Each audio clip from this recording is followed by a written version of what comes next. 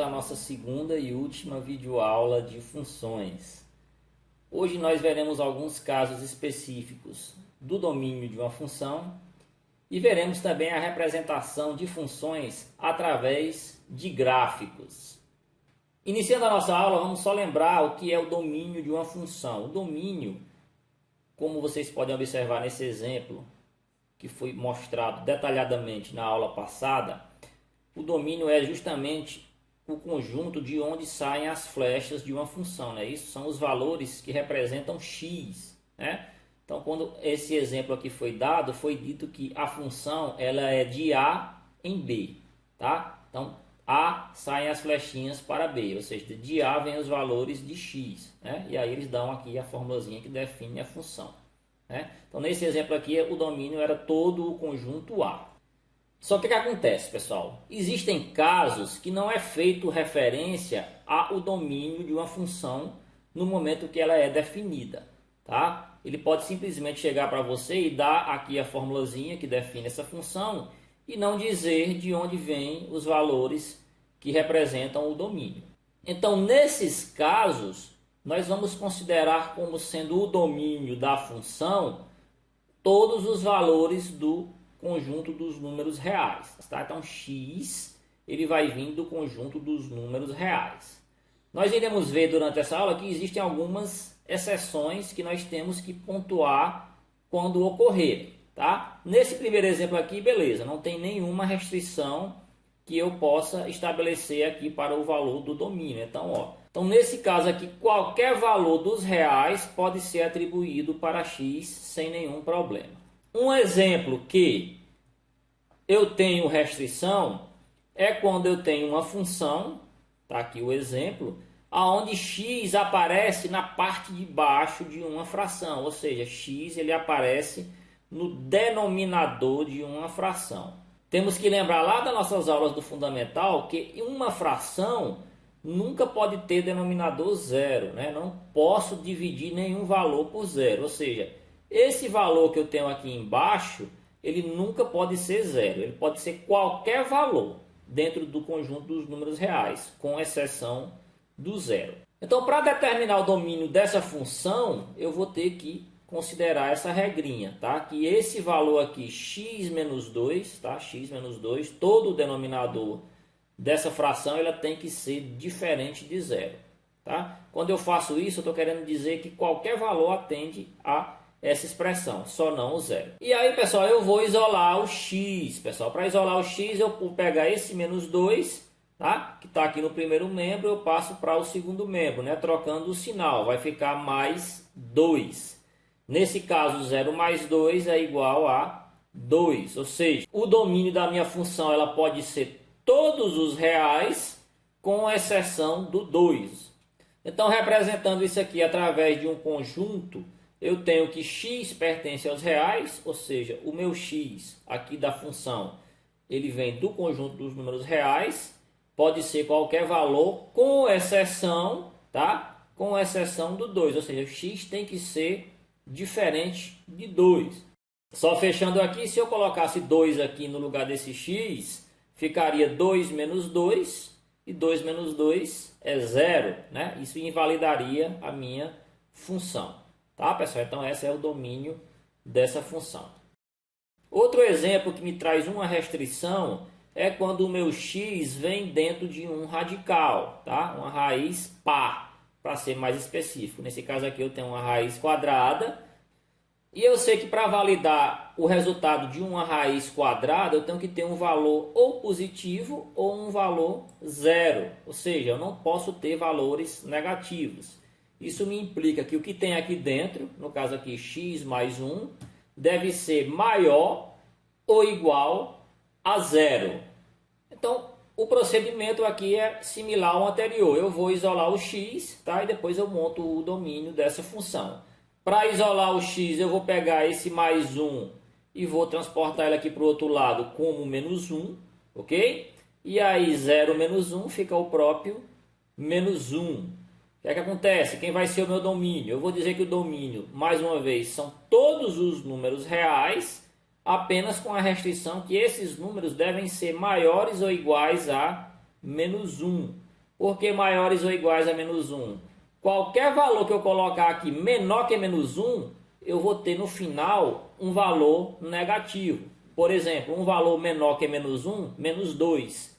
Se você colocar menos 2 aqui, menos 2 mais 1 vai dar menos 1 e não existe raiz quadrada de menos 1. Pelo menos não existe dentro do conjunto dos números reais. Ok, pessoal? Vou deixar para vocês responderem aqui nos comentários qual seria a restrição para o cálculo do domínio dessa função aqui. Ó. Observem que eu tenho nesse caso uma junção dos dois exemplos anteriores. Eu tenho aqui um x que está dentro de raiz quadrada, tá? E ele ao mesmo tempo está na parte de baixo de uma fração, ou seja, ele faz parte do denominador de uma fração. Ok? Então qual seria a restrição para esse x mais 4 aqui, que eu teria que calcular para determinar o domínio dessa função? Deixem aí nos comentários, ok, pessoal? Vamos falar agora, turma, de leitura informal de gráficos. Nós temos aqui na tela um gráfico que representa a taxa de urbanização do Brasil, no caso aqui os dados estão em percentual, dos anos de 1940 até 2010. Eu não coloquei aqui, mas a fonte é o IBGE, certo? Então observem que esse é um gráfico de linha, né? Os gráficos de linha geralmente representam a relação entre duas grandezas, né? Quais são as grandezas que são relacionadas nesse gráfico? Estão aqui nos dois eixos. Eu tenho o eixo horizontal, eu tenho aqui os anos, tá? E no eixo vertical eu tenho aqui a taxa percentual de urbanização do Brasil. Pessoal, em cada ponto que eu selecionar na linha desse gráfico, eu vou ter um valor correspondente ao ano, tá? E ao percentual de urbanização do Brasil, certo? Então, por exemplo, aqui, nesse ponto eu tinha aqui, no ano de 1990, uma taxa percentual de urbanização de 75,59%, tá? Então, essa linha ela representa duas grandezas. Eu posso dizer que essa relação é uma função porque para cada ano tem-se um único valor correspondente de taxa de urbanização. Isso tem a ver, turma, justamente com aquele conceito de função que nós vimos na primeira aula, né? Para cada valor de x eu devo ter um único valor correspondente em y. Então, por exemplo, se eu pegar aqui o ano de 1960, eu vou ter uma única taxa de urbanização para ele, que é 44,67. Se por acaso eu tivesse outro ponto aqui em cima, com outro valor, já não seria uma função. Ok, pessoal? E para fechar com esse gráfico, turma, vamos ver por que essa é uma função crescente. Observem que a taxa, com o passar dos anos, ela foi sempre aumentando. Tá? Em 1940 eu tinha aqui 31,24, já em 1950 eu tinha 36,16, em 1960, 44,67. Enfim, a cada ano que passa, né, a cada período de 10 anos que passa, eu tenho aqui um valor maior para a minha taxa. Então, nesse caso aqui, eu digo que minha função é uma função crescente. Os valores estão sempre aumentando. Outro exemplo de gráfico que representa o relacionamento entre duas grandezas, tá aqui, ó. Eu tenho aqui a taxa de mortalidade infantil no Brasil. No caso aqui são óbitos por 1000 nascimentos, no período aqui de 1980 até 2019, né, pessoal? Uma dica que eu dou a vocês, leiam com bastante atenção o título do gráfico, né?